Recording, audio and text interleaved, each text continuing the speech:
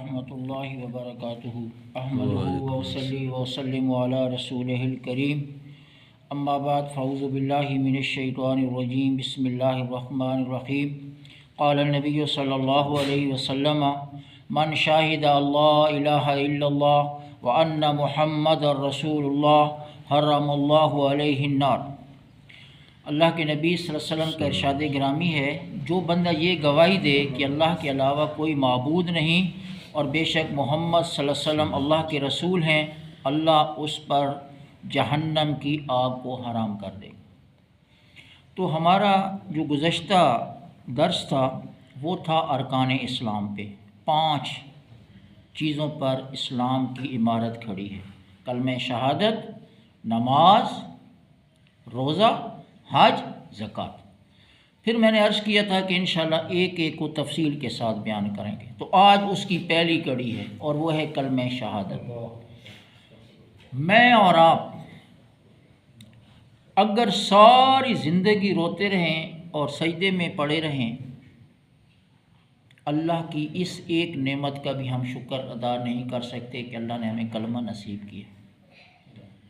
کسی بندے پر سب سے بڑا اللہ کا یہ فضل ہوتا ہے کہ اللہ اس کو کلمہ نصیب کر دے۔ اور رسول اللہ صلی اللہ علیہ وسلم نے فرمایا، جو یہ گواہی دے کہ اللہ تیرے علاوہ میں کسی کی عبادت نہیں کروں گا اور میں محمد صلی اللہ علیہ وسلم کو تیرا رسول مانتا ہوں، اللہ اس کو کبھی بھی جہنم کی آگ میں نہیں ڈالے گا۔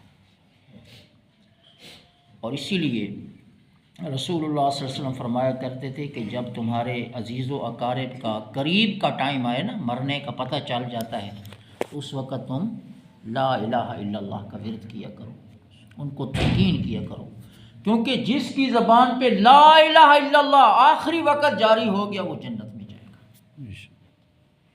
تو اس کے 2 حصے ہیں۔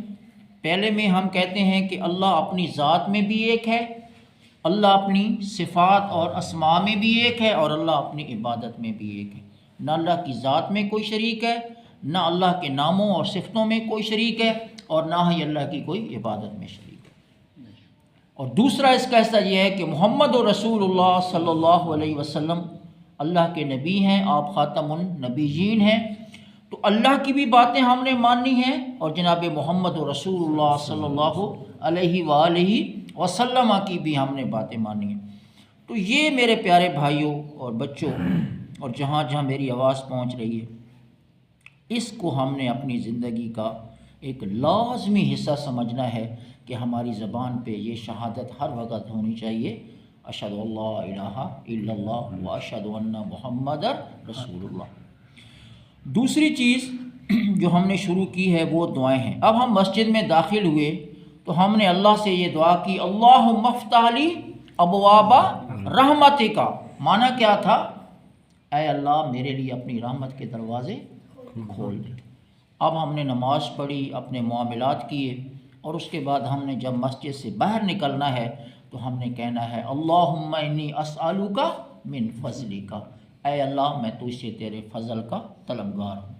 تو میں اور آپ اپنی پوری کی پوری زندگی کو عبادت بنا سکتے ہیں۔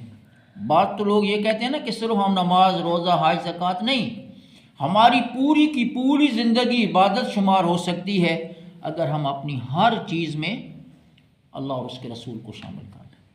تو انشاءاللہ ہماری نماز بھی عبادت، بعد کی زندگی بھی، مسجد میں انٹرنس، وہاں سے ہم نے ایگزٹ کرنا ہے، جو بھی ہمارے معاملات ہیں، دکان پہ ہیں ہم، اپنے کاروبار میں ہیں ہم، اپنے ملازمت پہ ہیں، ہم یہ کہیں کہ ہر معاملے میں ہم نے اللہ اور اس کے رسول کو سامنے رکھنا ہے۔ اللہ مجھے اور آپ کو عمل کی توفیق عطا فرمائے۔ وآخر دعوانا الحمدللہ رب العالمین، والسلام علیکم ورحمۃ اللہ وبرکاتہ۔